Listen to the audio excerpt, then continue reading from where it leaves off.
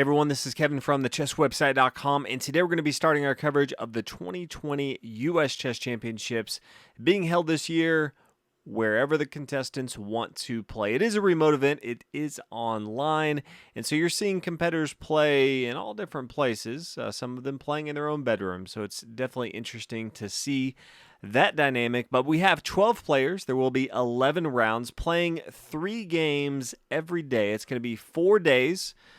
I'm going to be picking my favorite game of each of the 4 days. So we're going to have 4 videos for the next 4 days. On the 4th day, they do play just 2 games instead of the 3. The format's a little bit different. It's 25 minutes per game with a 5-second increment, so 5 seconds added after every single move.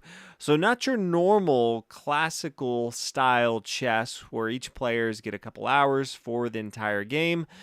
So you're definitely going to see some different openings. You're going to see some tactics that you may not see in a longer style game because players just don't have as long to think. In round number 1 that we're going to be looking at today, we have White's going to be played by Jeffery Xiong. He is 19 years old. He's the 3rd youngest player in this tournament, and his opponent playing the black pieces, the youngest competitor, and that is the 17-year-old Awonder Liang. So we'll go ahead and get started with Jeffery starting out with knight to f3, knight f6, d4, g6, knight to d2. So not a common opening at all. And then after d5, we see b4. Now, if you are going to play this not common opening, usually you see e3 as the main line here. Jeffery does go into the b4, and then after bishop to g7, if you're encountering the bishop here, does now play e3. So you can kind of interchange these moves. So you usually do end up with this setup right here from White. Castle on the king side, bishop here to e2, getting ready to castle on the king side for White as well. Pawn here to c6, solidifying this d5 pawn, castle on the king side, and then a5, starting to chip away at the queen side advance that Jeffery has. Jeffery pushes forward with b5, and then Awonder plays c5. Had the option to go ahead and take this pawn here, but then the bishop's going to capture here, and then you could see knight to c6 development move, bishop here to a3, putting a lot of pressure on the king side with both of these bishops barreling down here. So, Black decided didn't want to have that position, although I think it's completely fine. Instead, deciding to play the move here on c5. We see c3 here, just protecting the pawn here on d4, and then knight to d7. As we start to look at the position as far as where White's going to go, has lots of different variations. Could play bishop to a3, but it does block off the pawn here on a2, and this bishop on a3 is not going to be doing too much anytime soon. Could just play a4, solidifying this pawn here on b5, and now if the bishop wants to come here to a3, could definitely do that. There's no real good move for any of the knights. Clearly not going to be bringing the knight just to h4 for no reason. e5 and g5 don't make a ton of sense. If you bring your knight over here to b3, it is leaving this e4 square open, so you could just see knight to e4. It's kind of a pain that White is going to have to deal with.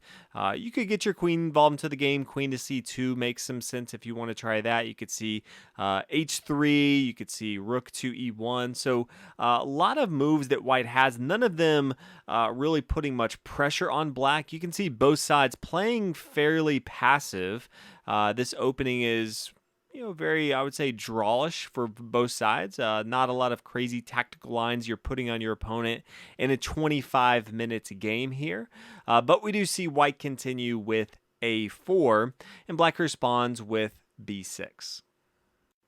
Now the dark square bishop does come to a3. Wanted to go ahead and push this pawn up here to a4 to protect the pawn before the bishop comes to this a3 square. Now bishop to b7, just getting the rest of the pieces involved into the action.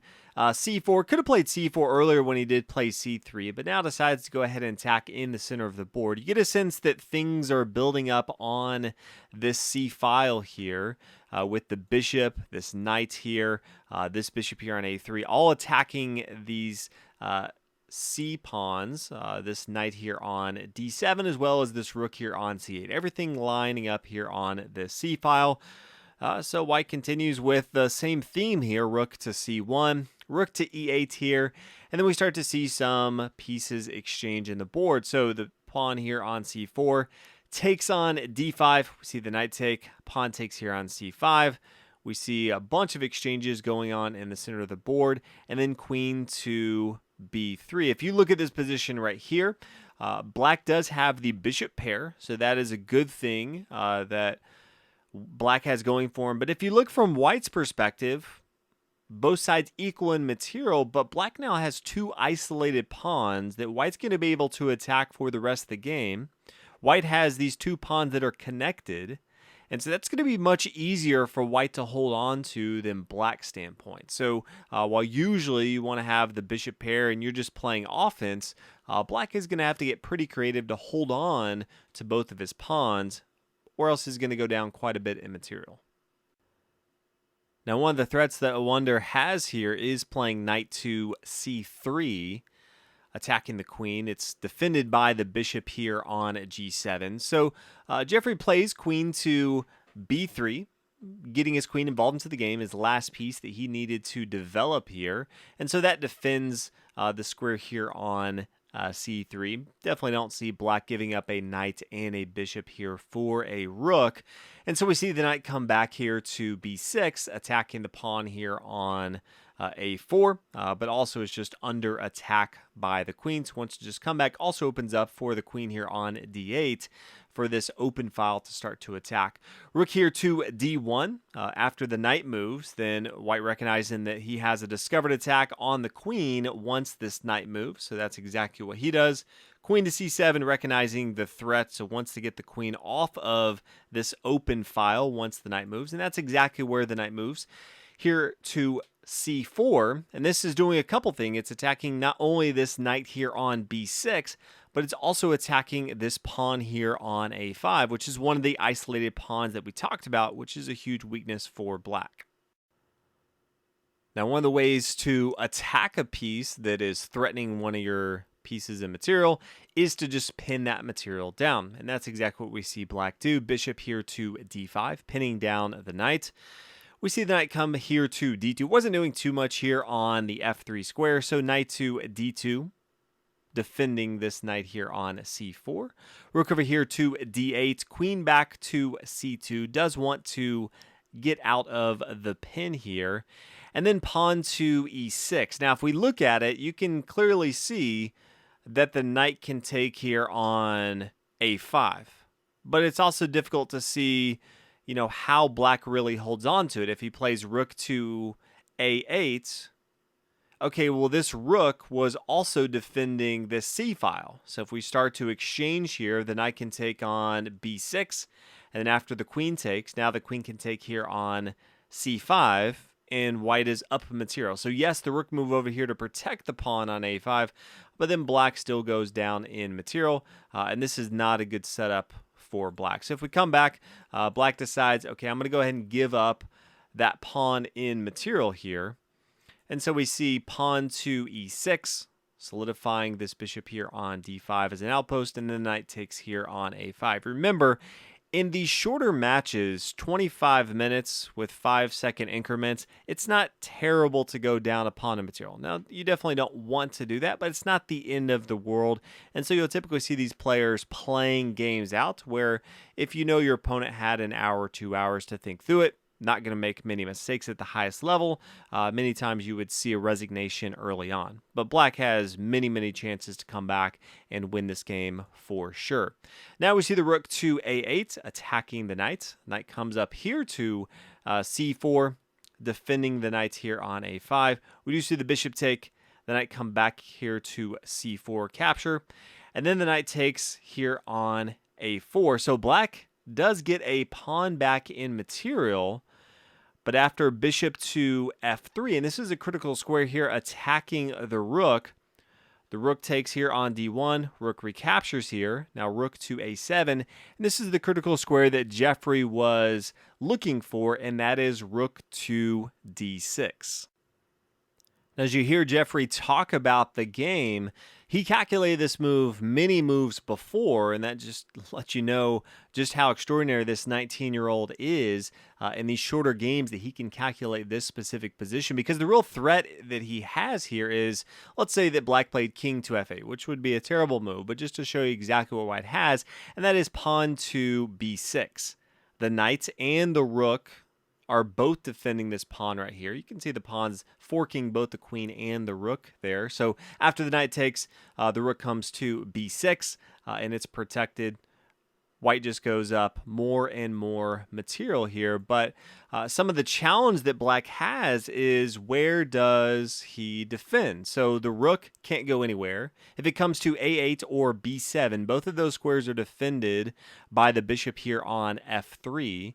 It can't come to a6, that's being attacked by this pawn on b5, and it can't come to a5, that's under attack from the knights. We already know that the pawn coming up here to b6 is going to attack this rook right here on a7. If the queen moves elsewhere, well, it doesn't have too many good squares. Maybe it comes to b8 because it still wants to put pressure on this b pawn, but now the pawn can still push forward with b6. Now rook to a6 was the only square left that's no longer being under attack because the pawn did move here. But then now queen to d1. And how does black really stop this here? You can see the pawn pushing up here. You can see the rook right here is now threatening rook to d8, check. And this is also attacking the queen here. But the rook is protected by the queen here on d1. This knight can't really do too much. This pawn is protected by multiple pieces here. All these light squares are being attacked by the bishop here. So you can see things are not going well for black. And so decides to try something tricky. Definitely if you kind of run this through a simulation, definitely not the best move. But I think black really had to try something because everything else, I think white had calculated exactly how black would play.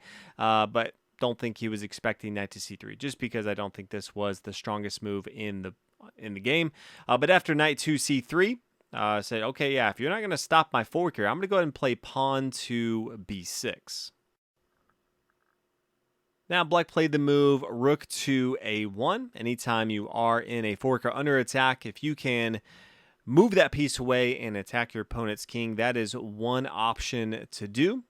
And so now we see the interesting move of rook to d1.